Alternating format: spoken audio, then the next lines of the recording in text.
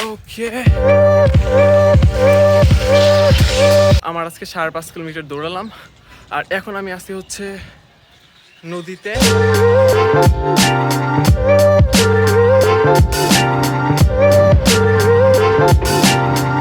I feel great after the running session and then back to back swimming session.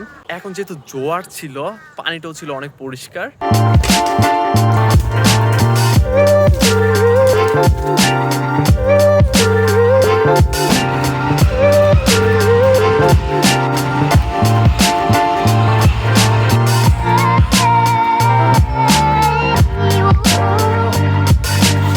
আজকে প্রচুর কুয়াশা পড়ছে আর এখন আমি আছি সুইমিং এর জন্য, বাট জিনিসটা হবে লেজেন্ডারি বিকজ অফ দিস কুয়াশা। দৌড়ানোর পরে শীত আর শীত লাগতেছে না। ওকে, হেয়ার ইজ রহমত, আমার সাংরাত। আমি এই জায়গাতে সাঁতার কাটবো, জায়গাটা দেখতে খুবই ডেয়ারিং লাগতেছে, but this is gonna be awesome.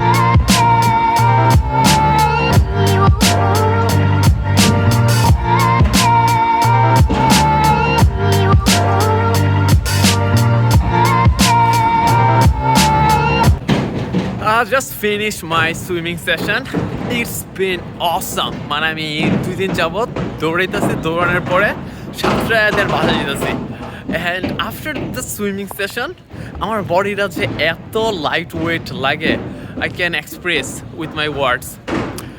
And পানি যথেষ্ট ঠান্ডা, বাট দৌড়ের পরে জিনিসটা ঠান্ডা মনে হয় না।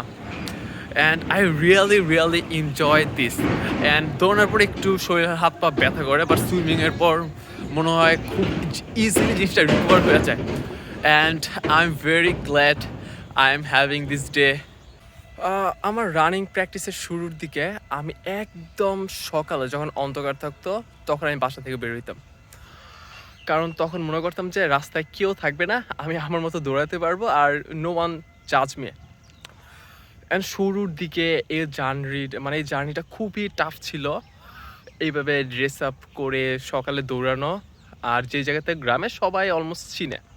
অ্যান্ড একটা নেগেটিভ চিন্তা ভাবনা কমেন্টস করে ফেলতে পারে যেটা শুরুর দিকে খুবই টাফ। আর এখন আমি এত রোদের মধ্যে দৌড়াচ্ছি যে কারণে আমার সানগ্লাস পরে দৌড়াতে হচ্ছে, বিকজ অফ সকালে প্রচুর ঠান্ডা থাকে আর এখন তুলনামূলক একটু কমফোর্টেবল। তার উপর আবার আমার ম্যারাথনের সময় এই রোদের মধ্যে দৌড়াতে হবে, তো একটু প্র্যাকটিস থাকা অবশ্যই বেটার।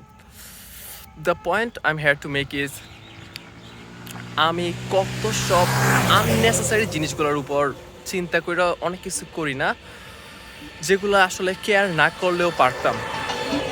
আর এই জিনিসটা নিয়ে আমি খুবই ডিপ্রেসড ছিলাম। যেরকম এই সপ্তাহে আমি গ্রামে আসার পর আমার সেরকম কোনো কাজ নেই, সারাদিন বাসায় আজাইরা থাকে। জিনিসটা এনজয় করার কথা, কারণ আমার কবুতর আছে, প্যাটস আছে, একটা ছোট বিড়াল আছে, তারপর অনেকগুলো মাছ আছে, গাপ্পি মাছ।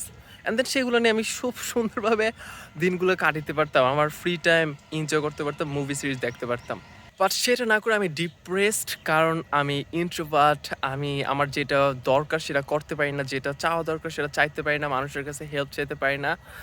আমি মানুষ কি ভাবলো এটা নিয়ে প্রচুর কেয়ার করি, অ্যান্ড এটা কেয়ার করে আমি নিজেরই টাইম দিই না। অ্যান্ড ওভারঅল এই সব জিনিসগুলো আমার খুবই স্যাড বানায় ফেলে।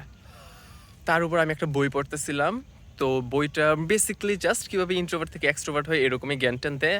অ্যান্ড সে বইটার মধ্যে এত ডিপলি সব কিছু ডিসকাস করলো যে একটা মানুষ কেন এরকম করে, ছোটোবেলাতে কী কন্ডিশনের কারণে তারা বড় হয় এরকম বিহেভ করে, অ্যান্ড দেন সবসময় আরেকজনের অ্যাপ্রুভাল খুঁজে তার সারাটা জীবন আরেকজন কি ভাবলো সেটার উপর শেষ করে দেয়।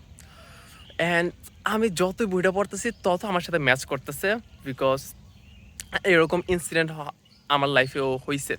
যদিও আমার থেকে আরও অনেক খারাপ মানুষের জীবন গেছে, বাট আমি জাস্ট এই জিনিসটা নিয়ে সেই ছোটোবেলার সেই হাতির গল্পটার মতো। তো এই ছোট হাতির বাচ্চাটাকে যখন মাঠ থেকে আলাদা করে শিকল দিয়ে বেঁধে রাখা হয়, হাতিটা যতই চেষ্টা করে সে শিকল থেকে বেরোতে পারে না। 1 দিন 2 দিন 1 সপ্তাহ এরকম চেষ্টা করতেই থাকে, বাট সে এই শিকল ভাঙতে পারে না। অ্যান্ড ইভেনচুয়ালি সে হাল ছেড়ে দেয়, সে আর চেষ্টা করে না। এমনকি হাতিটা যখন বিশাল বড় হয়ে যায় তখন তার কাছে শিকলটা ভাঙা কোনো ব্যাপারই না, তখনও সে ট্রাই করে না শিকলটা ভেঙে ওই জায়গা থেকে মুক্ত হইতে।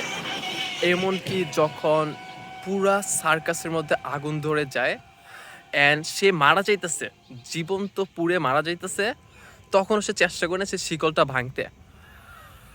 আর জিনিসটা খুবই ভয়ঙ্কর যে ছোটবেলার কন্ডিশনগুলো কিভাবে আমাদের জীবনকে, সারাটা জীবনকে ইফেক্ট করে।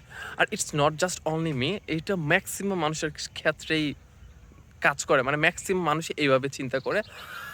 ছোটবেলায় তাদেরকে যেভাবে প্যারেন্টিং করা হয়েছে বা যেসব সিচুয়েশন ফেস করছে সেইগুলো তারা সারাটা জীবন বয়ে নিয়ে বেড়ায়। জাস্ট অল্প কিছু অ্যাডাল্ট প্রাপ্তবয়স্ক তারা জাস্ট নিজেদের মতো ডিসিশন নিতে পারে, আরেকজনে কি ভাবলো সেটা চিন্তা না করে নিজের কাছে যেটা ভালো মনে হয় সেটা করতে পারে।